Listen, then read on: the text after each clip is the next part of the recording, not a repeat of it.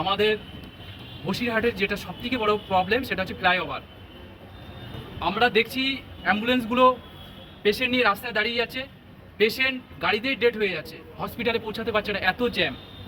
Fire ব্রিগেডের গাড়িগুলো জ্যামের জন্য যেখানে অগ্নিসংযোগ হচ্ছে সেই জায়গাতে পৌঁছাতে পারছে না, সেখানে ছাই হয়ে যাচ্ছে পুড়ে, কিন্তু ফায়ার ব্রিগেডের গাড়িগুলো সেখানে যেতে পারছে না। তো আমরা দেখেছি বিভিন্ন সময়ে আমাদের এখানে বিভিন্ন এমপি এমএলএ তারা বিভিন্ন সময় ভোট নেওয়ার জন্য প্রতিশ্রুতি দেন, ভোট নেওয়ার সময় কাজী ভোট পুরোলে পাজি, ওনারা তখন ভুলে যান।